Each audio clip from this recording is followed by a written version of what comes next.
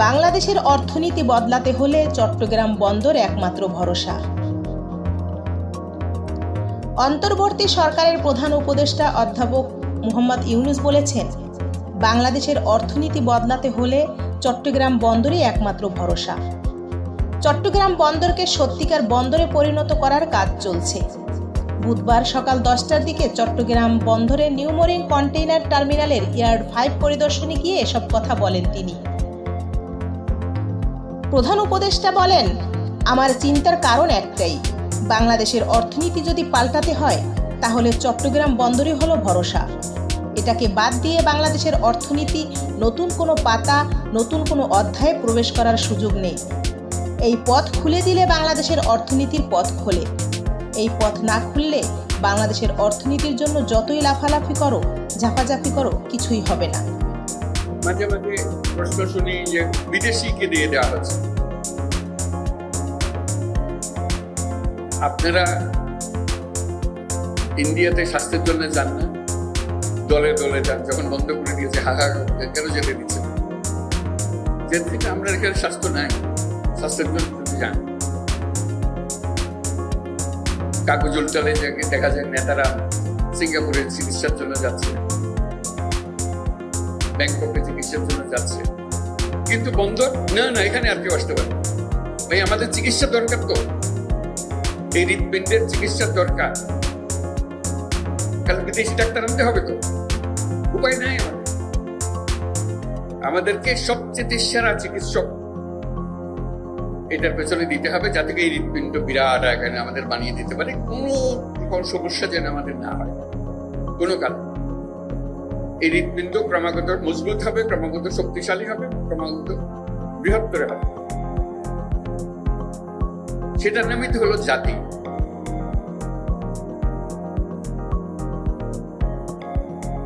তা না হলে আমাদের সামনে চ্যালেঞ্জটা হলো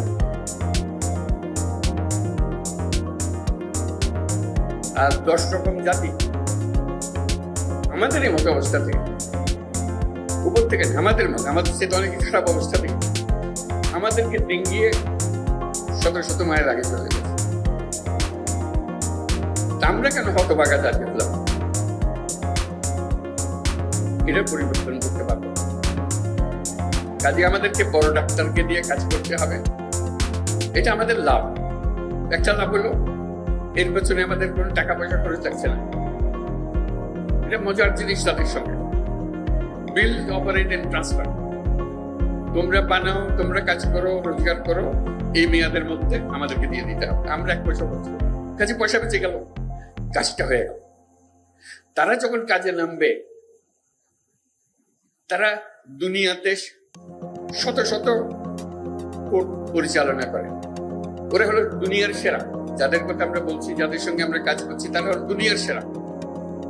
যেগুলো বন্দরে যান তাদের মার্কা দেখবে, এই যে এখানে আশেপাশে। কাজে তারা যখন একটা বন্দরের দায়িত্ব নেয়, তারা আমাদের মতো করে বানাবে না। তারা যে পর্যায়ে বন্দর চালায় দুনিয়াতে, কারণ এটা তাদের বন্দর, লিজ যখন দিয়েছি, তারা যখন বানাচ্ছে এটা তাদের বন্দর, তাদেরকে রোজগার করে টাকাটা উঠাতে হবে। তারা তাদের সেই প্রযুক্তি দিয়ে এটাকে বানাবে। কথাটা এখানে শেষ হলো না যে তাদের প্রযুক্তি দিয়ে বানাবে। তারা আগে যত টার্মিনাল বানিয়েছে, বন্দর বানিয়েছে, যেখানে যেখানে বানিয়েছে, তাদের অভিজ্ঞতা হয়েছে। তাদের সেই সর্বশেষ প্রযুক্তি, সর্বশেষ অভিজ্ঞতা এখানে আনবে। যখন এখন যেটা করছে যে এই বন্দরে আমরা এমন করবো যাতে টাকাটা তাড়াতাড়ি তুলতে পারি, আরো বেশি টাকা উঠাতে পারি, আমাদের লাভ। তোমরা যন্ত্রটা বানিয়ে দিয়ে গেলে আমরা এটা চালাবো, তোমাদের মেয়াদ যখন শেষ হয়ে যাবে। আমাদের টাকা লাগলো না, আমাদের অভিজ্ঞতা লাগলো না, তাদের অভিজ্ঞতা দিয়ে শুরু হলো। আমরা প্রযুক্তির শেষ মাথা থেকে শুরু করলাম, উচ্চতম শীর্ষ থেকে শুরু করলাম, সেটুকু আমরা পেলাম। যখন সবাই হাহা করে, আমাদের সব চাকরি চলে গেল, তেমন লোক ওরা যে আসছে, ওরা কি তাদের দেশ থেকে লোকজন নিয়ে আসবে, শ্রমিক নিয়ে আসবে যে চালানোর জন্য? ওরা তো তোমাদের এখান থেকে লোক নিয়ে যায় তাদেরগুলো চালাতে হবে। কাজে এই কারখানা এই বন্দর চালাতে হলে আমাদের লোকে তো চালাবে, এটার থেকে গত্যন্তর নেই। কারণ আমাদের লোককে শিখিয়ে দিলে খুব সহজে সে শিখে ফেলবে, তার লাভ, খরচ কম। চিন্তা করো, ইউরোপ থেকে শ্রমিক এনে যদি আমাদের বন্দর চালাতে হয়, ওই ব্যবসা লাভ করবে। এখানকার মানুষ দিয়ে তাকে চালাতে হবে যদি বন্দর চালাতে হবে। বলছে তারা তো যন্ত্রপাতি এনে ফেলবে, শ্রম কম লাগবে, ঠিক কথা, কিন্তু বন্দরও তো বড় হবে, ক্যাপাসিটিও বড় হবে। কাজে যেখানে আগে 1 জন লাগতো, এখন বন্দর বড় হওয়ার কারণে সেখানে 5 জন লাগবে, প্রযুক্তি সত্ত্বেও। সেটা রইল আমার দৃষ্টি, সেটা না, সে চুক্তিতে আমি বলি না দেখা যাচ্ছে চুক্তি। আমি বলেছি যদি 5 বছর লাগে, আজকে কন্ট্রাক্ট দিয়ে দিলাম, শুরু করে দিলাম, 5 বছর লাগবে ওইটাকে বন্দর হিসেবে পরিচালনা করতে। ধরলাম 30 সাল, 30, 31, 5 বছর। 5 বছর পরে তারা কাজ শুরু করবে, সত্যিকার এর মতো কাজ শুরু হবে, কিন্তু সত্যিকার ফুল স্পিডে কাজ শুরু করবে। ইতিমধ্যে যারা তাদের সঙ্গে কাজ করলো, আমাদের লোকজন যারা কাজ করলো, তারা কিন্তু অভিজ্ঞ হতে আরম্ভ করেছে। ক্রমে ক্রমে তাদের উপরে ভরসা করবে। এর পরবর্তী 5 বছরে আমি একেবারে গ্যারান্টি দিয়ে বলতে পারি, যদি 31 সালে তারা কর্মক্ষম হয়ে যায়, চালু হয়ে যায় সবকিছু, আর 5 বছর 36 সালের মধ্যে পৃথিবীর যত দেশে যত বন্দর তারা চালায়, এই সমস্ত টপ কোম্পানিগুলা, তাদের বহু জায়গাতে বাংলাদেশিরা পরিচালনা করবে। এখান থেকে এত এক্সপার্ট হয়ে গেছে, ওরা যেহেতু তোমরা চলো, এটা সস্তা, তাড়াতাড়ি শিখে, বেশি হামলা হুজ্জত করে না, এবং তাদের বুঝে নেবার ক্ষমতা সাংঘাতিক। দেখবে যে বন্দরে পা দাও, পরিচালনা কি হচ্ছে, ও তো বাংলাদেশে ডিরেক্টর, ও বাংলাদেশে সেখান থেকে গিয়েছে, কোথা থেকে এসছে, ও চট্টগ্রাম বন্দর থেকে এসছে। চাকরি কমবে না চাকরি বাড়বে,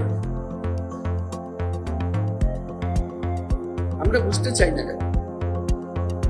মানুষ তার নিজের প্রয়োজনে এটা করবে, আমাকে দরখাস্ত নিয়ে ঘুরতে হবে না। সে সাধবে যে চলো তোমাকে অমুক জায়গাতে পাঠিয়ে দিচ্ছি, তুমি পরিবার নিয়ে চলো, তুমি আমার করে এই কাজটা করো, তুমি এখানে খুব ভালো কাজ করেছো। তো যে জায়গাটা খালি হবে সেখানে আরেক বাংলাদেশি আরেকজনের হবে, সে নিজের দেশ থেকে আনে, সুবিধা করতে পারবে, এখানে এরা চটপট শিখে ফেলতেছে। আচ্ছা, বিরাট একটা সুযোগ আমাদের। আমরা আগে যে কোনো জাহাজে চড়ি, জাহাজের নাবিক হলো কোথায়, চাঁদিয়া, সিলেটি নেব, এটা আমরা সবসময় জানি। ওরা এখন দেখা যাবে যে বন্দরে নামি, বন্দর পরিচালনায় সব আমরা বাংলাদেশি, চাটগাইয়া, নোয়াখালীরা, বরিশালীরা, যত কথা সব আমাদের দেশে। এটা ছাড়া উপায় নেই। আমাদের সেই ক্ষমতা আছে, সেটাকে অবজ্ঞা করে আমরা পাশ কাটিয়ে চলে গেলে আমাদের কপালে আমরা দুঃখ দিলাম। তো সেটাই আমাদের পরিবর্তন। আমরা চাই যে তাড়াতাড়ি কাজটা হোক। সবার কাছে অনুরোধ, সবাই চট্টগ্রাম বন্দরের যে টিম আছে, এডমিরাল জামান, তার পেছনে আমরা দাঁড়াই। আপনি কি করতে চান আমাদেরকে বলেন, আমরা আপনার দলে শরিক হলাম। এই চট্টগ্রাম বন্দর সেরা বন্দর হিসেবে আমরা রাখবো। এই জন্য এটা সেরা না হলে বাংলাদেশের অর্থনীতি সেরা হবে, এই কথাটা আমাদেরকে সবাইকে বুঝতে হবে এবং তড়িৎ সিদ্ধান্তগুলো নিতে হবে, যাতে করে আমরা ওই যে 36 সালের কথা বললাম, যেখানে বাংলাদেশের পৃথিবীর বন্দরগুলো চালাবে, সেই দিনের আমরা অপেক্ষায় থাকি। আজকে এখানে দাঁড়িয়ে আমার খুব ভালো লাগলো কথাবার্তাগুলো শুনে, এবং আমি বিশ্বাস করি আমরা যদি দ্রুত চুক্তিগুলো শুরু করে ফেলতে পারি, কাজগুলো শুরু করে ফেলতে পারি। অনেক দিন হয়ে গেল, কত হয়ে গেল, আর অপেক্ষা করার সুযোগ নেই। যতদিন অপেক্ষা করবো আমাদের এই হৃৎপিণ্ড এত চাপ পড়বে যে একদিন কলাপস করে যাবে, পারবে না, সহ্য করতে পারবে না। তার থেকে এই অবস্থাতে আমরা ডাক্তারদের হাতে ছেড়ে দিই, তারা আমাদেরকে বানিয়ে দেখাক, আমরা তাদের কাছে শিখে নিই, বুঝে নিই, যাতে করে যেটুকু আমরা পেয়েছি তার চেয়ে অনেক বহুগুণ বেশি ভালো করতে পারি। যদি বন্দর ব্যবসাতে বাংলাদেশিদের কথা সবাই সব জায়গাতে স্মরণ করে, তারা জানে বন্দর কিভাবে ম্যানেজ করতে হয়। সেই গোপন রহস্য আমরা উদ্ধার করে ফেলতে পারি, যে আমরা জানি বন্দরকে কিভাবে সামলাতে হয়।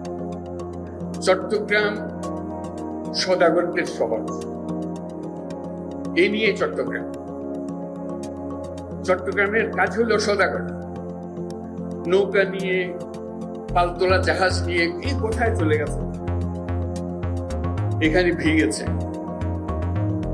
তার আগে এসেছিল আরবরা, এসেছিল পর্তুগিজরা, এসেছিল, কিন্তু বাংলাদেশে চাটকার লোকই এই বৃত্তি হিসেবে নিয়েছে সদাগর। তারা ব্যবসা চেনে। চাকরির কথা বললে চাকরি কেন করবে বুঝতে পারে না তারা। চাকরি লেখাপড়া করে, কি জন্য লেখাপড়া করবে, তো চাকরি করবে, চাকরি করে করবে। আমি তো দোকানে বসে দিয়েছি, তারা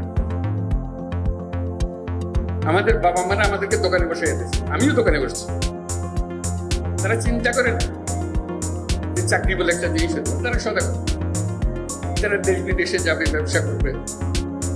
যার ছোট জাহাজ, সে ছোট জাহাজ দিয়ে, ছোটবেলায় দেখছি জাহাজ আসতেছে, মাল ভর্তি, বিশেষ করে ধান, চাল, এগুলো আনতো বার্মা থেকে, খালের ভেতরে, পাশের বাড়ির খালের মধ্যে এসছে। এইগুলো আমাদের, আমাদের রক্ত হলো সদাগরের রক্ত। আর চট্টগ্রাম হলো যে সদাগরের পৃথিবী। এটা ছেড়ে দিলে, এদের হাতে ছেড়ে দিলে দেখবে এটা শুধু চট্টগ্রাম বা বাংলাদেশ না, যারা দুনিয়াতে সেটা তারা করে দেবে। নোয়াখালীর লোক, সিলেটের লোক, আজকে সিলেটের মানুষ বিলাতে গিয়ে হলো কেমনে, ওই জাহাজে করে চলে গেছে, রান্না করেছে, ওখানে আগুন দিয়েছে, এই করতে করতে চলে গেছে, সারা দুনিয়াতে ছড়িয়ে গেছে। সেই আমলে যদি তারা এত দুনিয়াতে ছড়িয়ে যায়, আজকে বন্দর ব্যবস্থাপনায় যারা যুক্ত হবে বাংলাদেশে, চিন্তা করেন তারা কোথায় কোথায় যাবে। দুনিয়ার হেন বন্দর রাখবে না যেখানে বাংলাদেশে নাই, এবং টপ ক্লাস সার্ভিস তারা দেবে। তো সেটাই হলো আমাদের ভবিষ্যৎ, সেটা আমাদের রক্তের ভেতরে আছে, আমাদের ঐতিহ্যের ভেতরে আছে। আমরা যেন এটাকে অবহেলা না করি, আমরা সবাই একমত হই, একযোগে এগিয়ে আসি, যেন আমরা সেটাকে সফল করতে পারি। এবং অল্প কিছু দিনের মধ্যে, দীর্ঘদিন অপেক্ষা করার দরকার, অল্প কিছু দিনের মধ্যে আমরা সেটা করতে পারি। আমাদের অর্থনীতি, এটা বিশাল অর্থনীতি হবে যদি আমরা চট্টগ্রাম বন্দরকে বিশাল হৃৎপিণ্ডে পরিণত করি। আর বাকিগুলো এমনিতেই হাজির চাল পাবে। বন্দর ফ্যাসিলিটি দিলে এই পুরো বিস্তীর্ণ এলাকা, যার রক্ত সঞ্চালন যার এলাকাতে হবে, সেটা পেলে যে কোনো ব্যবসায়ী এসে এখানে বিনিয়োগ করবে, তাকে অনুরোধ করে আনতে হবে, তার নিচের টানে সেখানে। যদি আমরা ডিজিটালাইজেশনের কথা বলেছি, সবকিছু দরকার, কিন্তু তার আগে স্বপ্নটা দরকার, যেটা আমরা করব, সেটাই আমাদের আজকের দিকে আমরা এটা করি, যেটার জন্য আমরা সবাই দেখতে পারি যেটা সচল একটা বিরাট হৃৎপিণ্ডে পরিণত হয়েছে, এবং তার সঙ্গে বাংলাদেশের অর্থনীতি দ্রুত বেগে পরিবর্তিত হতে আরম্ভ করছে।